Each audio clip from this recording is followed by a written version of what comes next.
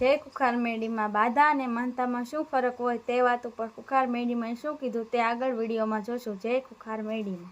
રમીલાબેન વિષ્ણુભાઈ, રહેવાનું સુરત, પ્રોપર મહેસાણા. શું માનતા રાખી? મેં માનતા રાખી હતી પહેલા પરચા માતાજીના કે મેં વિડીયો જોતી હતી માતાજીના ઘરે.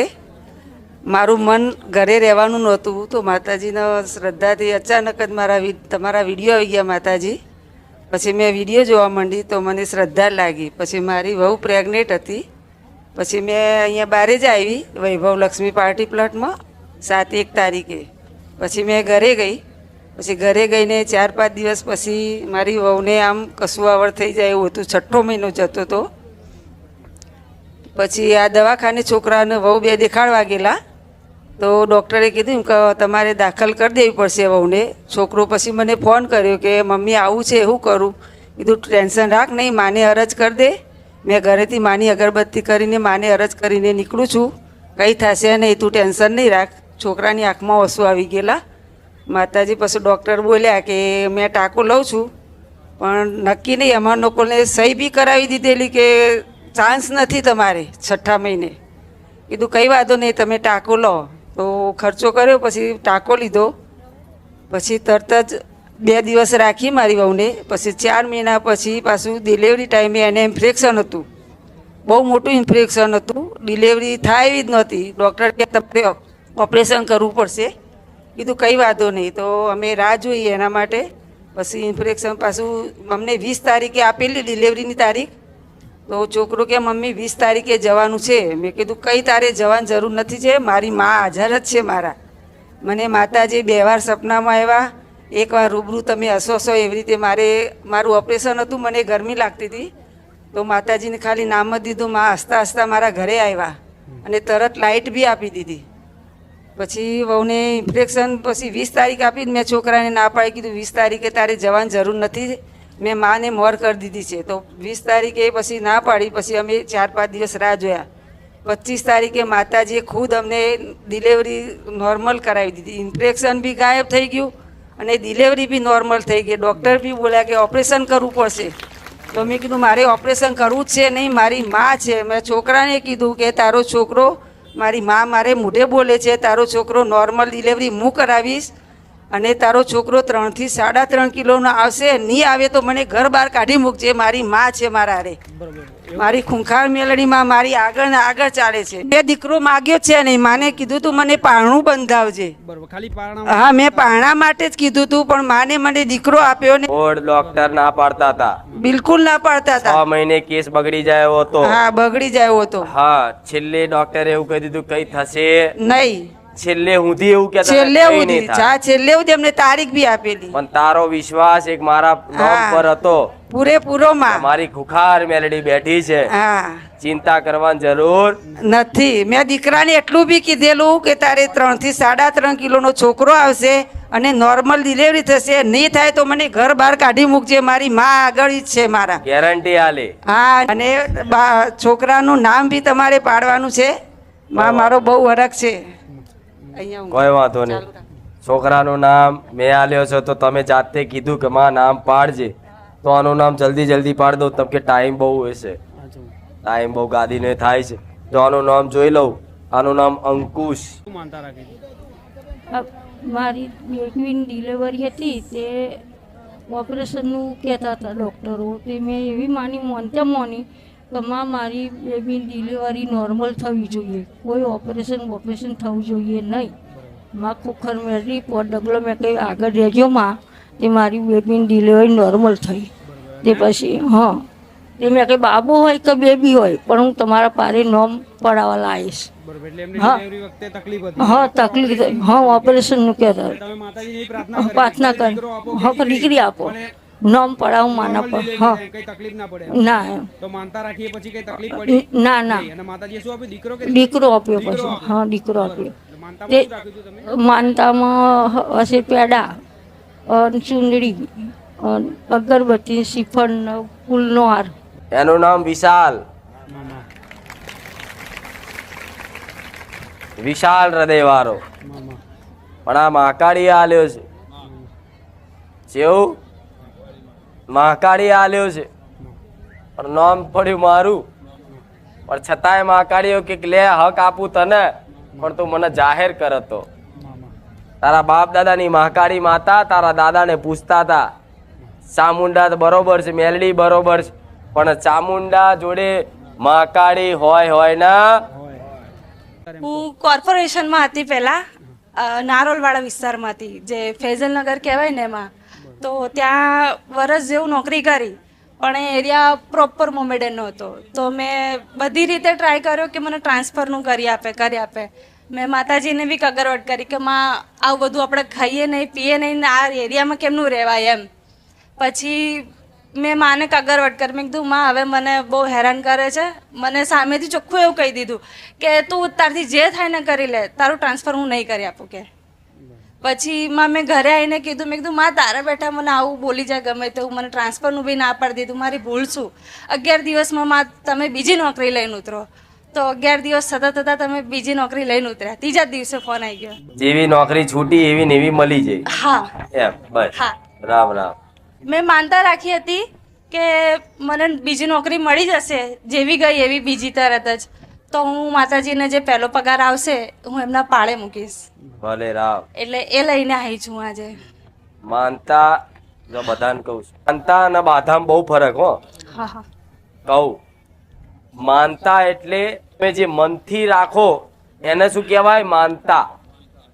અને બાધા કોને કે જ્યારે કોઈ ભુવાજી હોય, કોઈ માતા હોય, એ તમને બાધા આપે કે જા ભાઈ તારી નોકરી મળી જાય, તારું ટ્રાન્સફર જે જગ્યાએ જોઈએ છે થઈ જાય, એ દાડે પહેલો પગાર તું મારા પારે મેળજે, આવું જે કે ને એને બાધા આપી કહેવાય. પણ આ એના મનથી રાખી કે માં આ કામ થઈ જાય તો પહેલો પગાર તારા શરણે મૂકીશ, આને કહેવાય માનતા. મેં મનથી જ માન્યું હતું. એટલે આ બધાને કહું છું, યાર આલી હોય ને એ બાધા કહેવાય કે જા દીકરો આલીશ તું મને ગરબો આલજે, તે બાધા કહેવાય. પણ મનથી માન્યું માં દીકરો આલજે, એક પારણું લાવીશ કે શ્રીફળ ચુંદરી અગરબત્તી કરીશ, તેને માનતા કહેવાય. આ ભેદ સમજાવું છું. રામ રામ.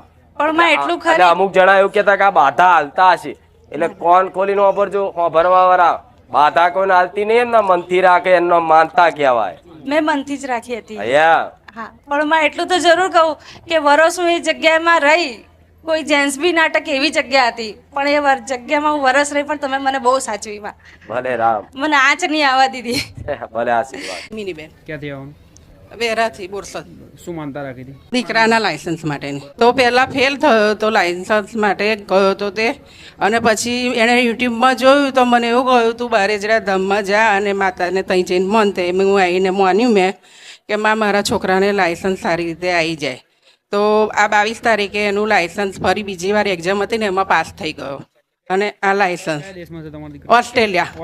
ઓસ્ટ્રેલિયામાં. બરોબર. એટલે ત્યાંના લાયસન્સ માટે એમને પહેલા એકવાર એક્ઝામ આપી તેમાં ફેલ થયા. એટલે ત્યાંથી એમને વિડીયો જોઈને મને કહ્યું.